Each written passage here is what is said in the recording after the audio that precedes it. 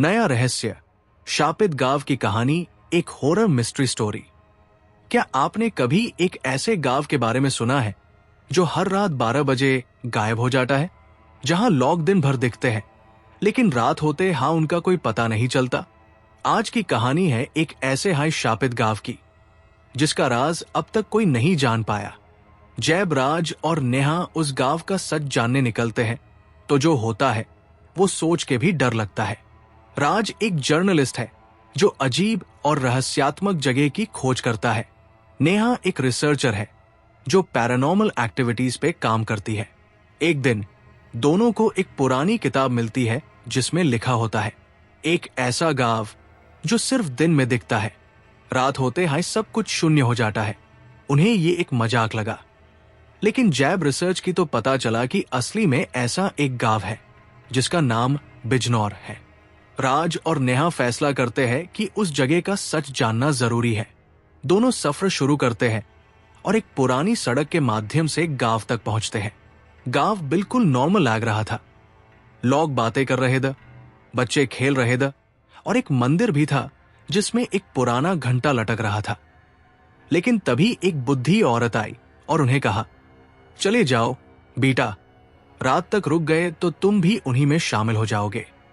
दोनों ने ये बात नजरअंदाज की और गांव में एक पुरानी हवेली में रात गुजारने का फैसला किया। जैसे रात के 12 बजे हवा का रुख बादल गया, एक अजीब सी शांति छा गई। राज और नेहा ने बाहर झांका और जो देखा उसने उनकी सांसें रोक दी। गांव के सारे लोग गायब हो गए थे।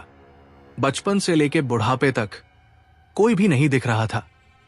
और सबसे अजीब बात, गांव का पूरा नक्शा बादल चुका था। मंदिर का घंटा अब सिर्फ एक टूट चुका लोहा था। सड़क मिट्टी से ढक चुकी थी और हवेली के सामने एक पुरानी पत्थर की मूर्ति आ गई थी जो पहले नहीं थी। नेहा ने हवेली के अंदर एक किताब देखी जिसमें लिखा था, बिजनौर एक शापित गांव है जहां हर व्यक्ति एक पहेली का हिस्सा बन चुका है। सिर्फ वो लोग भाग सकते हैं जो इस पहेली का जवाब दे सकते हैं। तभी एक आवाज आई, तुम यहां क्यों आए हो?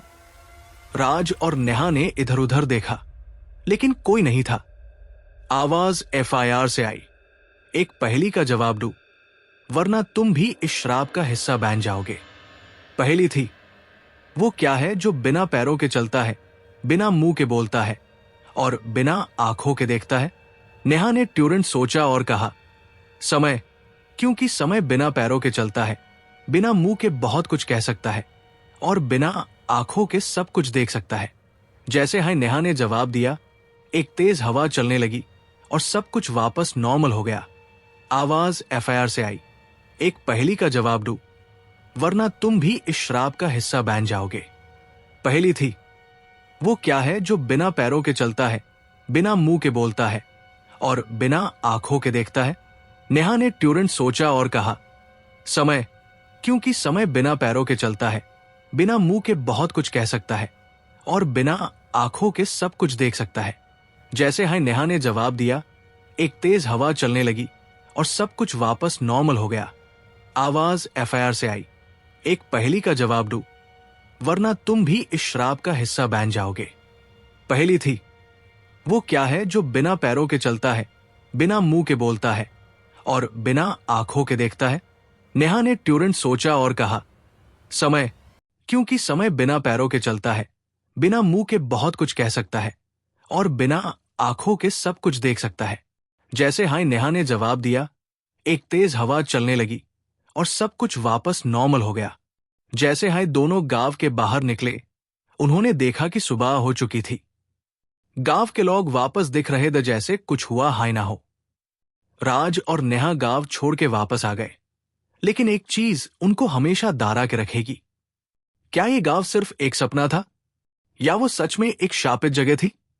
क्या आप कभी ऐसे किसी जगह गए हैं जहां कुछ अजीब लगा हो? कमेंट में जरूर बताएं। स्टोरी हब को सब्सक्राइब करें और नए हॉरर और मिस्ट्री कहानियों के लिए बेन रहें। अगर आपको ये कहानी पसंद आई हो तो लाइक करें और शेयर करें।